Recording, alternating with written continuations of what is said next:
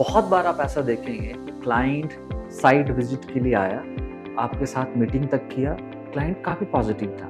ऐसा लगा जैसे वो चेक देने वाला है, पेमेंट करने वाला है, डील क्लोज है ऑलमोस्ट, और फिर आपसे वो टाइम मांगता है और उसके बाद ऐसा आश्वासन देता है आपको कि हाँ डील तो ऑलमोस्ट क्लोज है, शाम को चेक दे दूंगा या कल तक पेमेंट में ट्रांसफर कर दूंगा, और उसके बाद से वो क्लाइंट गायब हो जाता है। अगर ऐसा होता है आपके साथ भी आपके रियल एस्टेट बिजनेस में, तो फिर ये वीडियो आपके लिए। Hi, my name is Sanjay Kumar, real estate business coach, और मैं आपको बताऊंगा इस वीडियो में कि क्लाइंट घोस्ट क्यों करता है आपके साथ। कहने का मतलब ये हुआ कि वो प्रॉमिस करता है कि साइट विजिट के लिए आ रहा है, फिर वो नहीं आता है। फिर वो प्रॉमिस करता है कि वो प्रॉपर्टी उसे पसंद आई और वो डील को क्लोज करने वाला है, और फिर वो गायब हो जाता है। तो कहीं ना कहीं इस पूरे सेल्स प्रोसेस में कोई एक ऐसा पॉइंट होगा जहाँ पे वो बहुत ही ज़्यादा डिसीजन लेने में कॉन्फिडेंट फील नहीं कर रहा, और इसी वजह से वो अवॉइड कर रहा है। तो ये कई पॉइंट्स हो सकते हैं, जैसे फर्स्ट इंट्रैक्शन आपका कैसा रहा,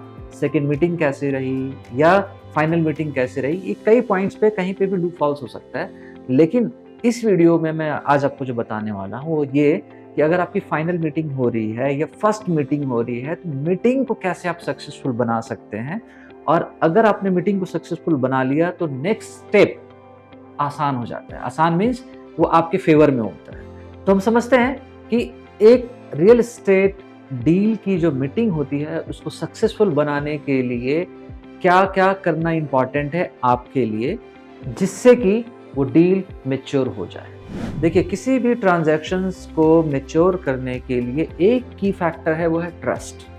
जब तक कि ट्रस्ट एलिमेंट डेवलप नहीं होता है, कोई भी ट्रांजैक्शन फुलफिल नहीं होने वाला है या कोई भी ट्रांजैक्शन कंप्लीट नहीं होगा। सो मीटिंग में कैसे आप ट्रस्ट को बना सकते हैं, इस पे हम लोग बात करेंगे। और इसको समझने के लिए एक सिचुएशन आपको मैं बताता हूँ, और सिचुएशन से शायद आप रिलेट कर पाएंगे। बड़ा ही generic situation day to day life में आता है। और जैसे मान लिया जाए कि आपके घर का किचन का टैप खराब हो गया, नल से वाटर लीकेज है, पानी का लीकेज हो रहा है।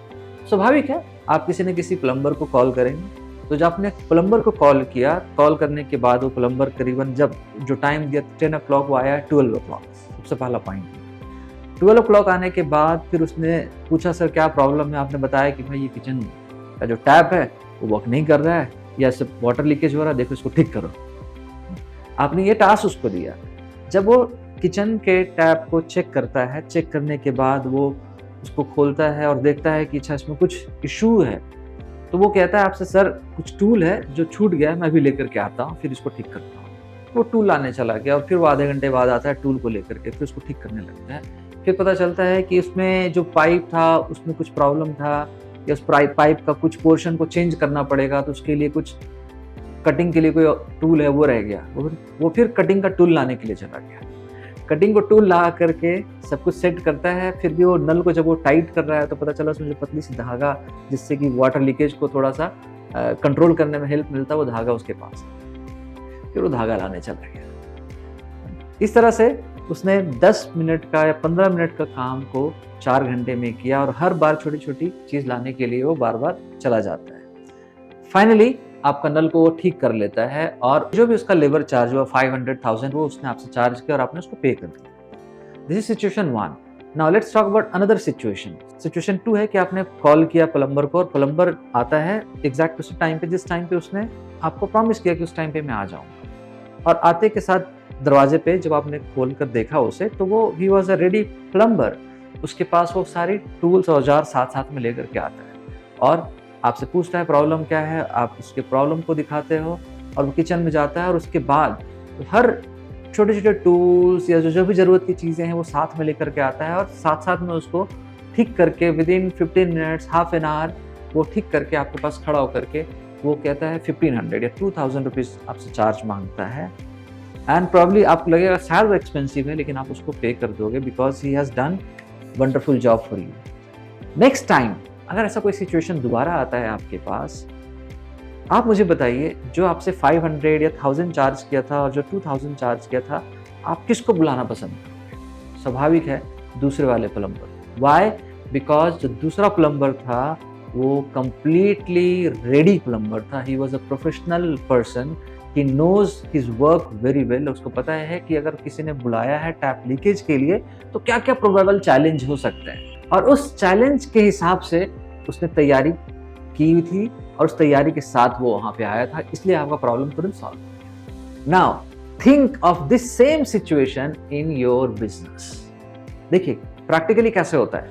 आपके पास एक क्लाइंट आता है, क्लाइंट आपसे पूछता है अच्छा यार आपने जो प्रॉपर्टी मुझे दिखाया था, आप मुझे थोड़ा सा बताओगे कि उसका फ्रंटेज कितना है और विड्थ कितना है।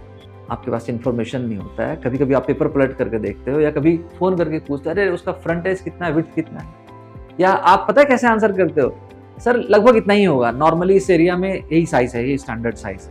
This kind of information. या बहुत बार ऐसा होता है वो पूछते हैं यार ये अगर कोई फ्लैट सेल कर रहे हो या शॉप सेल कर रहे हो आप, तो पूछता है कि आपका ये फ्लोर और सीलिंग की हाइट कितनी है, या वॉल का जो विड्थ कितना है, वॉल का जो मोटाई है वो कितना है।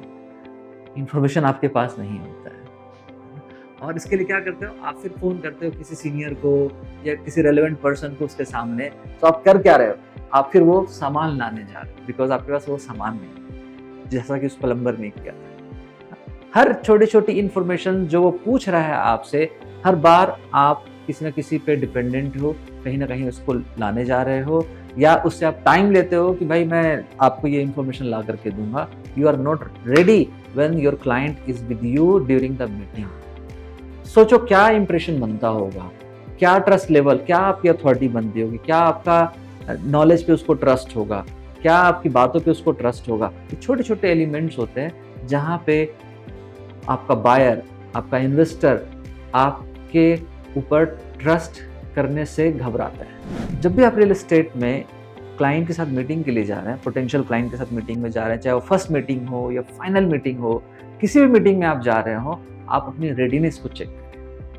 आप ना चीज़ों को कैजुअल लेकर के अगर आप जा रहे हैं, चांसेस है कि आप उस डील को लूज करेंगे।